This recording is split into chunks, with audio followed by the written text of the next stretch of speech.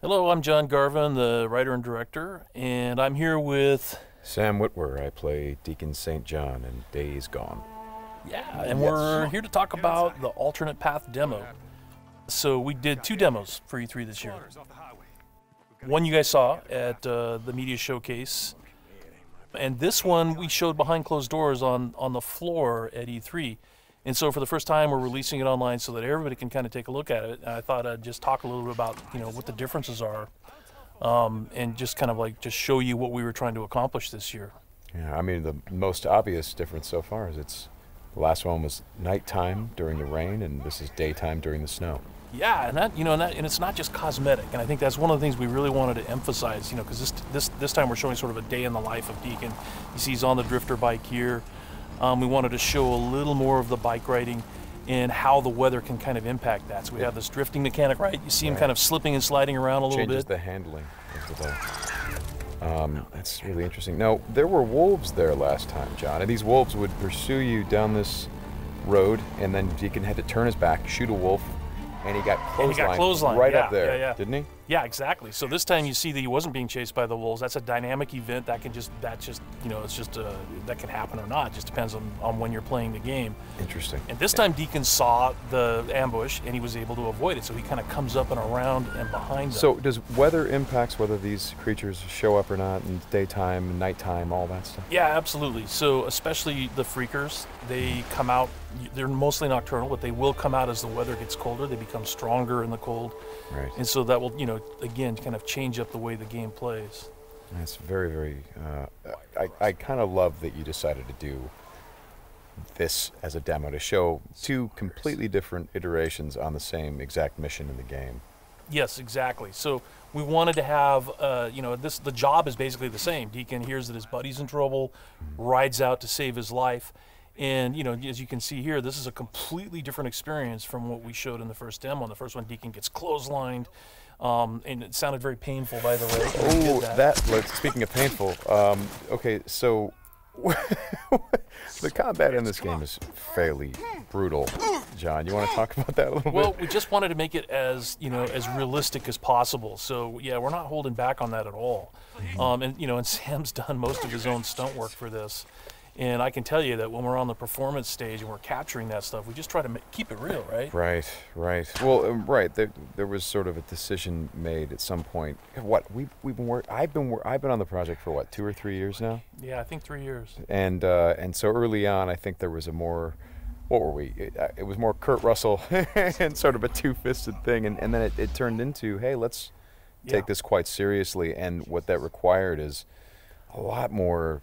Taking this combat stuff and showing the horror of the violence that happens and were this type of circumstance to take place. I mean, realism, weirdly enough, is the thing we keep going back to when it comes to not just the stunts, but also the performance style. I think, it was very important that it doesn't seem like a bunch of actors, saying lines. It was all very incidental. And we wanted the world to sort of reflect that as well. So you saw there that, Deacon broke into that emergency vehicle and found some supplies. So this is what we're calling our survival vision. So you saw that earlier when he was looking at Manny's bike on the ground. And it's just kind of a way of seeing tracks in the world and sort of imagining what might have happened. And here I just wanted to point out that you're seeing in this part of the demo that there are freakers there. There weren't there before because it wasn't snowing. It was, and it was getting lighter out. It wasn't getting darker like it is. And so, it changes up the way you can play through the level. And what is this? So, we call this the meat wall. The meat wall. Yeah, and it's not just there, to make the guys who put them up to seem evil. They're there for a purpose because, again, freakers are living creatures. They eat. That's their primary thing. They want to eat. And so you hang these dead freakers up, and any freaker, rather than coming into their camp like you see here, they would actually stop and snack. Yeah, exactly. Yeah. And then the same thing with this freaker that they've hung upside down. There's a bear trap underneath it, and they use that because a freaker will come, be attracted to the meat, and then hit that trap.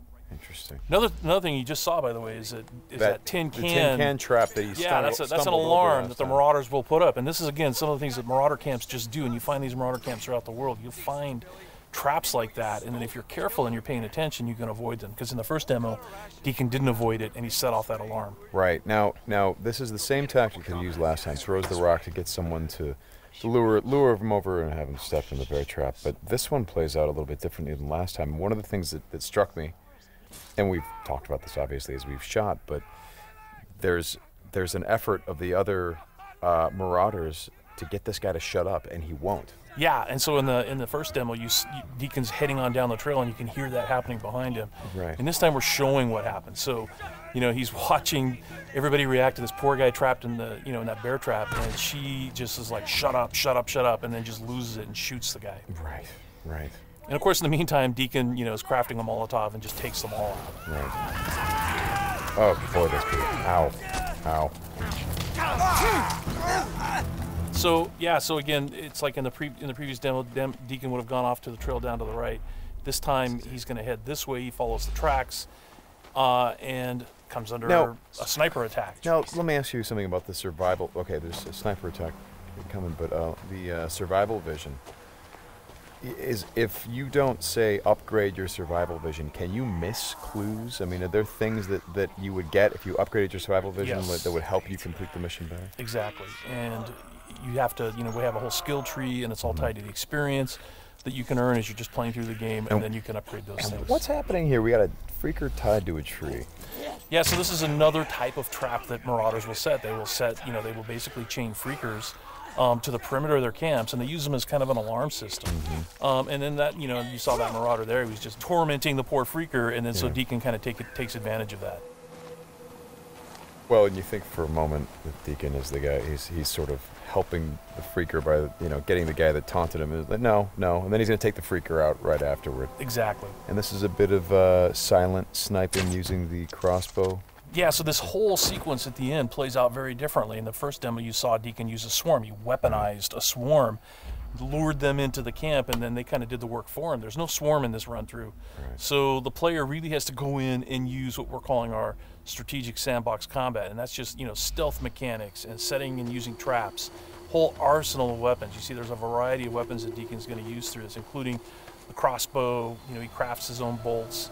And he's got to figure out how to get up to Manny, just using his combat skills instead of doing it strategically. So straighten me out. Those bonfires, were those there in the previous demo? No, they weren't. Right. So that's another big difference. Is that if you come here during the day, it's like in the media showcase demo, there was like kind of a fight club thing going on. Right. They were punching each other, and everybody was just sort of getting into it. Nobody's really paying attention to what's going on. Yeah. And now it's getting dark and it's cold out. So they've built these bonfires. So.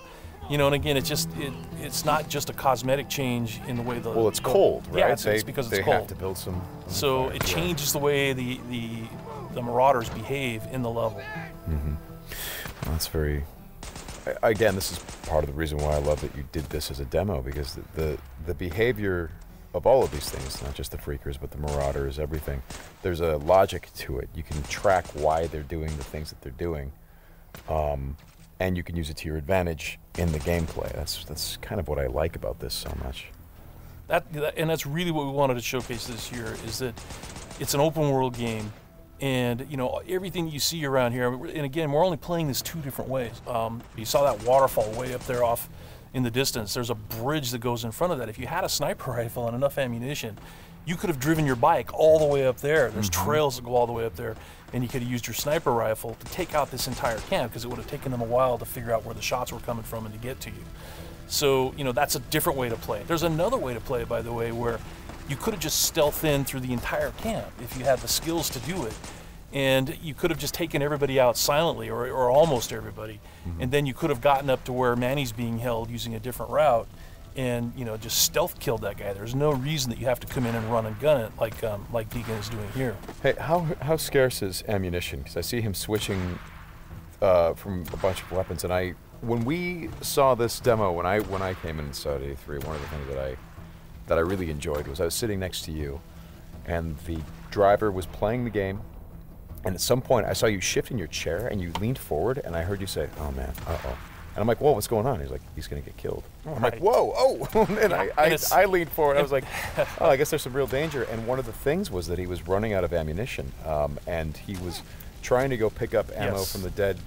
He was looking for Marauders, ammo. Yeah. but But he was under fire. So when we were at E3, we had a whole team with us, and everybody played it slightly differently. So it just shows you that it's not scripted at all. Yeah. And then this Rager bear.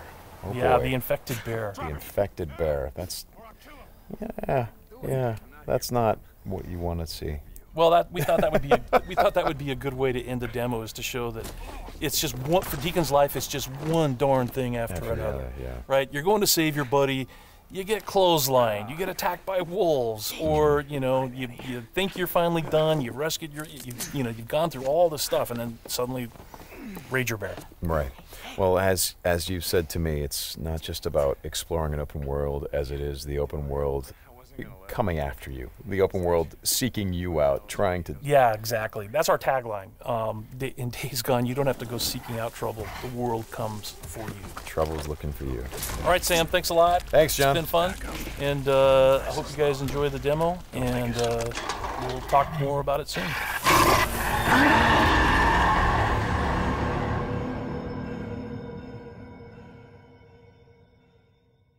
PlayStation